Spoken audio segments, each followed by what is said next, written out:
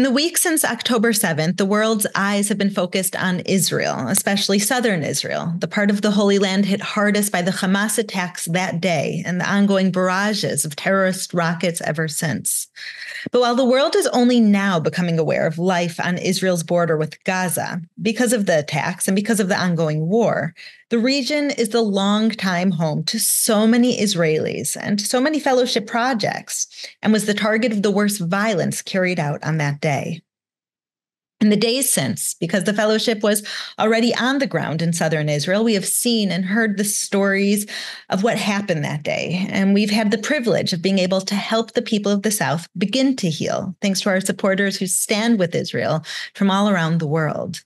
But we also want to share these stories, both the stories of October 7th and the difficult days of war since, as well as the stories of healing and of hope from this region of Israel.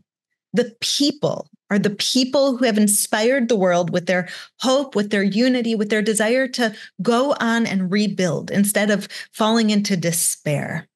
And this week's guest is someone who is singularly qualified to speak to life in southern Israel, both before October 7th, on October 7th, and in the days since.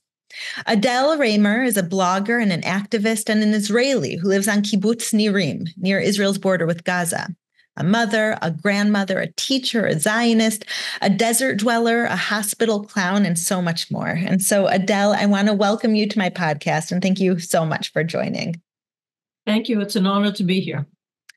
Well, Adele, before we talk about October 7th and the days since, you had a very full, exciting life on kibbutz Nirim. I'd love for my listeners to hear a little bit about you. You actually were born and raised in America. So if you could tell us a little bit about your life in America, why you ended up moving to Israel, and how long you lived on the kibbutz and what life there was like. With pleasure. I was born in the Bronx and raised and was part of a Zionist youth movement, Young Judea. And when I finished high school, I went on the Young Judea year course, which brought us to Israel. And I fell in love with the country. But at the end of the year course in July, August 1973, my parents expected me to come home to do the university thing and, do what every good little Jewish people do.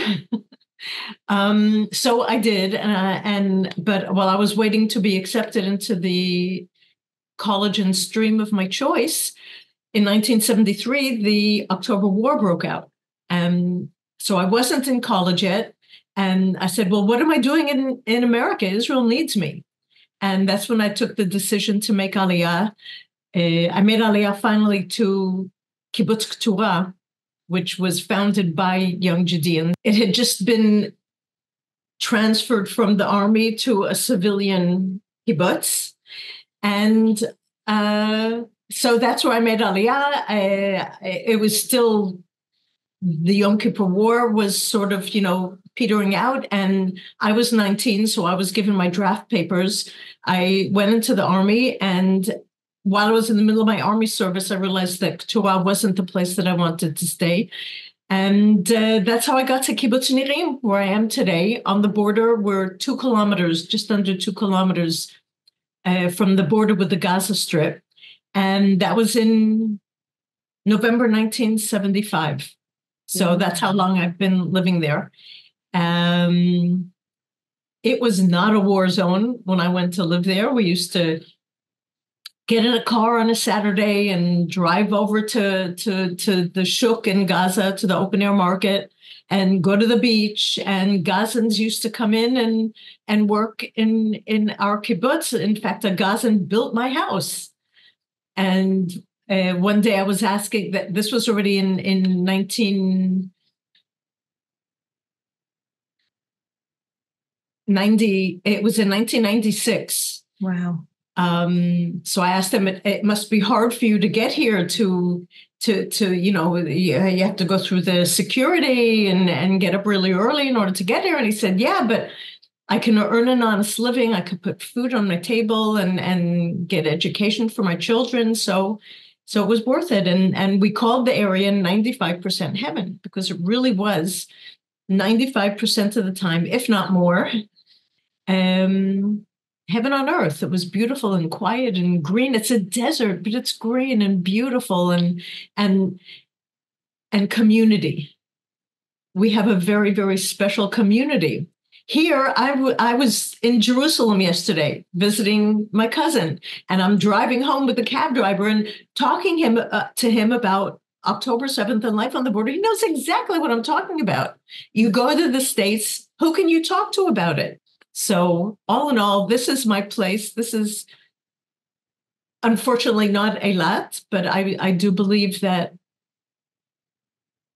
eventually, hopefully sooner rather than later, but it has to be securely rather than insecurely, I'll be back in my home in my own chair. I was at my cousin's house, as I said, in Jerusalem, and I had this longing just to be in a normal house with a kitchen, with a chair that, I'm going to clarify here that you're a refugee right now. That I don't think right now, Adele is a refugee for everyone listening. That the kibbutz that she lived on, her home of over 30 years, of over 40 years, she's been evacuated from because it's the town where terrorists infiltrated, where they killed people, where they kidnapped people, where they burned down homes. And so it's not safe for them to be there. So for the past 2.5 months, Adele, along with over 150,000 others in Israel, have been living as refugees. And so, Adele, it makes perfect sense that what you're longing for is home, but not just home, a secure home that you don't need to worry about terrorists infiltrating like they did on October 7th. I want to go back to something that you said. You're living there in a peaceful neighborhood, in a town that is longing for peace with the Palestinians, is longing to see a reality where it's just the simple citizens of Gaza who are being held hostage by Hamas, just like Israel is.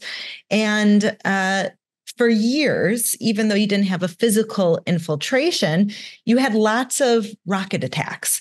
And so when you mentioned that life there on the border was 95% heaven and 5% difficult, paint for us a picture of what that 5% difficult looked like. How long did you have to run to your shelter? How often did you have rocket attacks? What was going on in your mind when you were out and just taking care of your garden or drinking coffee? Was the terror situation, the security situation, always there front of mind for you? And what did that look like? So where we live, we have between 0 to 10 seconds. But from the second you hear that alarm, the voice saying Tseva Adom, red alert, until the second you hear the explosion. And we don't always get warning even because mortars don't always trigger the warning. So sometimes you hear an explosion and you got to get to someplace safe. I never say that we get used to it. We learn to deal with it. We learn how to handle ourselves. Rocket fire is not anything that anybody can or should ever get used to. Yes. When my children were growing up, we didn't have that threat. There were always people that feared infiltration, but that could also happen any place in the country. Yeah. It could happen in Judea and Samaria. It could happen in Tel Aviv. It could happen terror, infiltration, and terror has happened all over the country at some point or another. But I felt very secure because we have the fence around our community, and we have the army in the area, and all eyes are on the border. We have a new fence that was just built since 2014. It was finished, I think, about 2 years ago. An underground barrier that cut off the tunnel threat, which before that was a very severe threat of infiltration through these tunnels. In fact, my daughter, who's now 41, was so traumatized when she was a child on Nirim she was about 8 or 9 years old, and it was Passover, and we were having Passover on the kibbutz, and her grandfather was walking around with his gun because there was an alert of possible infiltration. And since then, she was scared of infiltration. She was sure that a terrorist was going to pop up in a tunnel outside her window and abduct her. And she was so traumatized that when she studied script writing one year, she made a short movie about her fear, about her worst nightmare. And it came true. Inconceivably, it came true. I always told her, it can't happen, especially with the underground barrier. I mean, she's now married. She lives on the kibbutz. Oh, she lives on the kibbutz. She lives on Nirim. If you told me one of my 4 kids would come back and live on Nirim, I would have said, okay, but not her. Yeah. But she did, because she fell in love with another son of Nirim, and they built their house there, and they have 3 children. So as a mother, from the time your child was young, you've assured her we're safe, we're protected, nothing can happen. And she ended up moving back to Nirim, raising her own children there. And you had rocket attacks that you would find shelter from. That was just a part of life that you never got used to, but that you learned how to deal with. And then came October 7th. But tell me about that day. Yeah. So before October 7th, we did not have a safe room. Is a concrete reinforced room that is part of your house, because in 0 to 10 seconds you do not have time to go outside of your house and run to a bomb shelter. Those were fine for the 73 war and the 56 Skynet campaign, but they're no good if you've got 0 to 10 seconds. Right. Anyway, in the 2008-9 war, we did not have a safe room. We had no place safe to be until at that period. So we just had to find a safe area, the safest place in your house with no external walls or windows. Kibbutz houses are very small, so I had a very small corridor that fit the criteria, and that's where we would run to and just hope nothing fell on the roof, because nothing would have helped us then. After 2008-9 escalation, the government of Israel invested billions of dollars to build safe rooms, concrete reinforced safe rooms on every house within 4 kilometers of the border, and then it was widened out to 7 kilometers. So we have a safe room, and that's where we run to. So on October 7th, that evening, before I went to bed, I told my son, if you don't see me in the morning, it's because I'm going to go out to take pictures of a field of wildflowers in the fields before the sun rises. Yeah. So thankfully, I did not do that, because I would not be sitting here today to do if I had. People who were where I intended to go were murdered that morning. So on October 7th, 6:30 in the morning, 6 o'clock in the morning, I was too tired to get up out of my bed and do that. Thank God. I'll do it another day. They'll be there tomorrow. Yeah. So at 6:30, we started getting the incoming rocket warnings. And I jumped out of my bed, ran to the safe room where my son was sleeping. The safe room has a special heavy iron sleeve, which you're supposed to close in times of threat, and an iron door that you pull closed and click. The barrage was so intense that when I ran into the safe room, but I was scared to stand up to close the window, because the window's to prevent shrapnel from coming in, which can kill you. So we waited a bit until it sort of calmed down, but it was so heavy. And we were on a WhatsApp group. I was on a WhatsApp group with other English teachers. I'm a recently retired English teacher. And we're saying, this is crazy. It's such a heavy barrage, and was from the north of Tel Aviv till south below us, and what's going on? And a friend of mine who I know takes sunrise walks in the fields she didn't write, she sent a picture of the sky. And I didn't really understand what that was about, but we were in survival mode. I didn't bother going into it too deeply. Right. And eventually, after a few minutes, after about 5-10 minutes, it calmed down. I was able to close the window, and we got notification that we should go out of the safe room, lock our doors and windows, and then return to the safe room and lock it and not leave. So you knew by that point that there was an infiltration on top of the huge rocket barrage. We knew that we realized in retrospect that this huge barrage was camouflage for the main event that was happening over on the border. Wow. So I went out and I closed the windows and the doors. And it's funny because I didn't remember that I had done this, but when I was preparing for an interview, I looked back. I have a Facebook group called Life on the Border with Gaza, things people may not know but should. And I was doing live Facebook Lives already.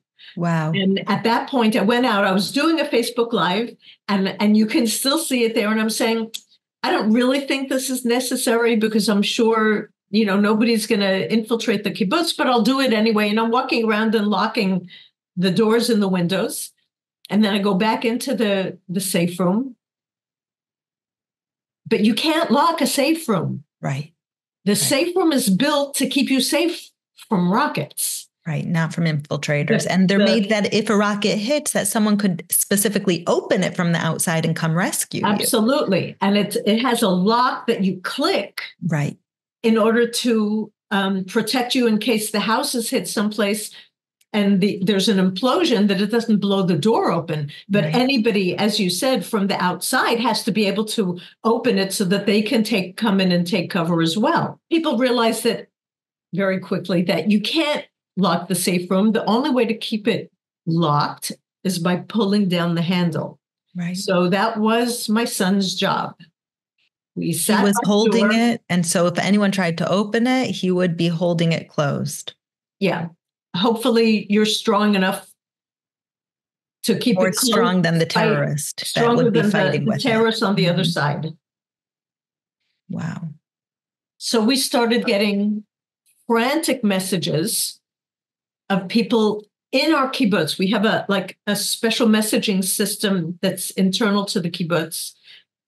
We're about 450 people on my kibbutz. So I know everybody and I know where everybody lives. So I'm following the progression as this is developing through the messages on the WhatsApp group, because we weren't getting any official notifications because nobody knew anything. Nobody understood what was going on. Wow. And I'm following these messages and I'm seeing this person saying, we hear shooting outside. So we know what it sounds like when a rocket explodes. That's a sound we know how to identify. But all of a sudden we're seeing other sounds that I'd never heard in Nirim, of automatic gunfire, of grenades exploding, of RPGs exploding, and people are writing, there's shooting near our house. We can hear people shouting in Arabic. And I'm following the progression as it's happening and reading what people are saying. They're entering our house. There are terrorists in our house. We can hear them. They're trying to force the door open. They're setting our house on fire.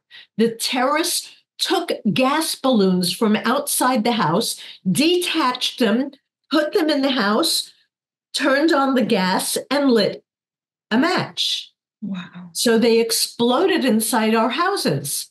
There's a family there on the other side of the kibbutz who are saying, our house is on fire, and we know that they have a 10-day-old baby with them in the safe room. And when the terrorists tried to open their safe room door at first, they managed to dislodge it just enough to have a crack where the smoke at this point was flooding into the safe room and choking them and this 10-day-old baby. So that's a whole story in itself. They've given many interviews. I just saw them interviewed again this morning on Israel TV. Thank God they're okay. But my point is, we're following live the horrors of what are happening. The army, so we have a group of first responders. Only 4 of them were out and active on that day against tens of highly armed, trained terrorists. We figured there were between 50 and 60 terrorists that had infiltrated our community. And that's like, it's hard to tell. They afterwards, through the cameras, they like counted people. So the first responders were out there doing what they could, but there wasn't all that much they could do against tens of terrorists. My son-in-law is a first responder, so he had a gun with him. My 3 grandchildren, aged 2, 6, and 8, were with my son-in-law in his house. So when he heard the terrorists entering his house, he told the girls, lie under the blanket, don't make a noise. You're going to hear a loud noise, but do not run after me. These girls never listen. They listened. He stepped outside his safe room and shot a terrorist just in front of the safe room. He killed him. He ran after 2 others that were in the house, but when he got to the threshold, he realized that there were multiple armed terrorists outside, and he didn't stand a chance. He went back to protect my grandchildren in the safe room. He went in, he closed the door. He didn't hold the handle. He just kneeled on the ground, cocked his gun, and stayed that way for hours. He said, anybody who comes through that room is getting a bullet. Wow. Wow. Around the same time, my son, who understands a little bit Arabic, we at this point already heard the shooting by us. We heard the Arabic voices by us. And my son said, they're saying, come away from there, or something like that in Arabic. And we didn't understand what that was about, but he was sitting there holding the handle. And I'm sitting there just trying to follow what's going on the WhatsApp groups. The TV was off. Usually the TV is on when there's an escalation, so I can keep track of what's going on. But that was already too much information overload, and we were in survival mode. We were just trying to survive ourselves. We had enough information going on by us. I didn't need to know what was going around in any other place in the country except for Nirim. So my son and I are sitting there, and we look at each other, we hear the Arabic voices, and my son heard these sounds. I'm hearing impaired, which means that there's stuff that I don't hear, which is even more scary because your senses are there to protect you. Right. So if you don't hear danger, that's a very scary feeling in itself. But, we look at each other and tell each other that I love you. And basically, I did not think that I was going to see another sunrise, that I was going to be able to go out and take another picture of flowers at sunrise. I truly did not. I was sure this was the end. After a while, things we stopped hearing the voices about an hour later, and I was in physical pain because I hadn't gone to the bathroom. So I opened the door of the safe room to go to the bathroom, and I saw the slats on my window had been busted. So what we heard earlier with the Arabic voices were terrorists that had, and my son says he heard a sound that he didn't recognize. That was them starting to break into the window. Wow. And for some reason, they got called away. Wow. Divine intervention or dumb luck or my late husband watching over us. I don't, I can't say what it was. So how many people from your kibbutz that day ended up being killed or kidnapped? So on Nirim, 5 people were slaughtered. Mm-hmm. 2 of them were visitors.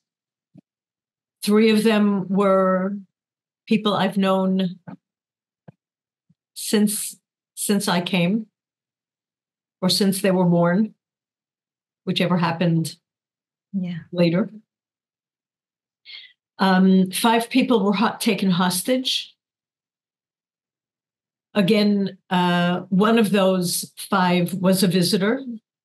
She's since been released, and 2 of the other hostages were released because they're women. We have 2 hostages still there in Gaza.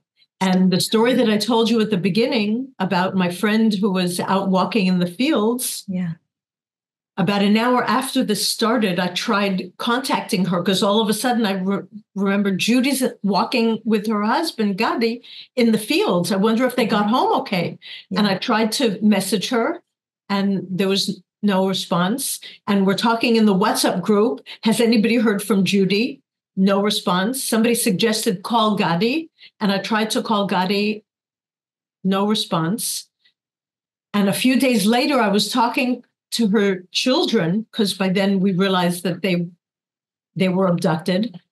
And what her children knew was that at 5 after 7, their mother called the ambulance driver on Niroz to say that her husband had been shot and was in bad shape, and she had been shot in the hand, and to bring the ambulance over. But by then, the ambulance had been destroyed by the terrorists.